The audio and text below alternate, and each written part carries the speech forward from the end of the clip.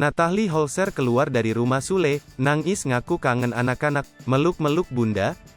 Diketahui saat ini Natalie Holzer keluar dari rumah Sule.